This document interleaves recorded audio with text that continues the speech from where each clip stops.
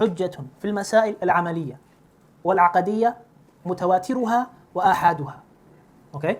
So the sunnah of the Prophet ﷺ is an evidence. In masail, in issues that relate to actions. So physical ibadat, salah, hajj, zakah, okay? These physical acts of worship. Or aqadiyya, or issues that relate to belief.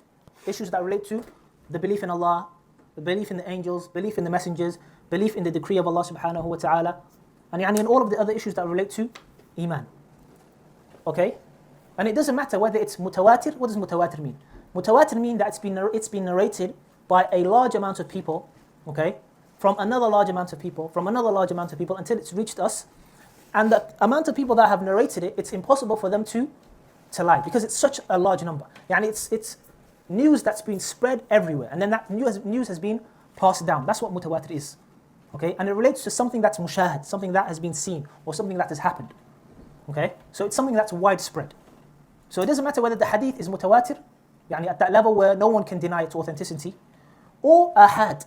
What does ahad mean? Ahad means it's at a level where not as many people narrated it to that level. So let's say maybe there was 10, 15, 20 people, 15 people in the chain of narration, 5 people narrated it from them, another 6 people narrated it from them, until it got to the books of hadith that have been written. Okay? Now these ahadith, we can either authenticate them or say that they are not authentic. They are at a level where we can say they are authentic or not authentic. That's why they're called ahad. Alright? Yani they're at that level. They're not mutawatir. Mutawatir, no one disputes whether it's authentic or not. It has to be accepted. But a hadith that are a hadith that can be disputed, are they authentic or not? Now, any hadith that's at that level and it's found to be authentic, it's an evidence in issues that relate to ibadat that are physical, or issues that relate to aqidah. Yani why am I putting such an emphasis on this? Why? Because you'll find many groups of innovation when it comes to this type of these category of hadith, which makes up most of the hadith that you'll find in the books of Kutub al-Sunnah, right? Or the other books of hadith.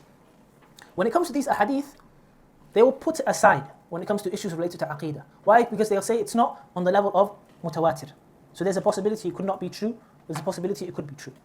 But if we look at the tariqah of the Sahaba radiallahu anhum, if we look at the life of the Prophet sallallahu alaihi wasallam, yeah, when he sent Mu'adh to Yemen, how many people went with him?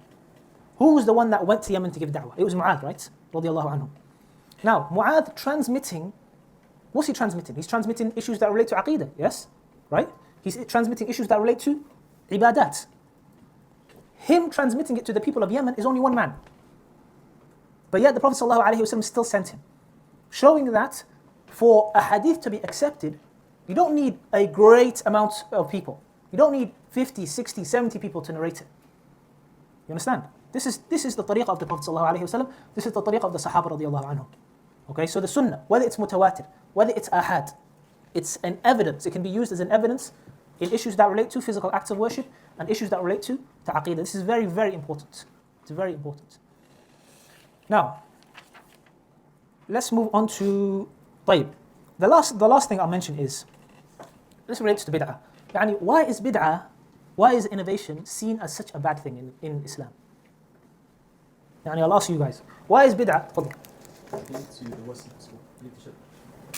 Okay, that's yani, that's correct, but it's not the right answer I'm looking for. Okay, it changes the deen. But what does it, يعني ماذا يستلزم؟ تفضل. Okay, that's true. Okay, it relates to something like that. يعني تفضل. Exactly. That's number one. It insinuates that the deen is not complete. Why? The Prophet ﷺ, when did he die?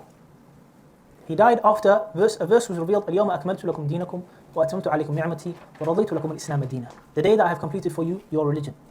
Okay? Yani, the religion, the Prophet ﷺ did not die until he fulfilled his mission. Okay? Yani, that's number one. There's another reason. It goes against the main reason of Sharia, preserving people. Okay, that's another good reason. I didn't think that's a good reason. It goes against the Sharia has been preserved. Right? Allah has mentioned that it's been preserved. So if you come with something else, you're changing it. And okay, I'll mention this. You adding something to the religion necessitates that either the Prophet ﷺ knew it and he hid it from the people, or he didn't know it. Okay? Right? It necessitates that he sallallahu alayhi wasallam either knew it and he hid it from the people, or he didn't know about it. And both of these things are impossible. Both of them are impossible. Yani how could the Prophet sallallahu alayhi wasallam be ignorant of it and you know it? No revelation comes down to anyone after the prophets and messengers. Understand? طيب. Okay, let's move on.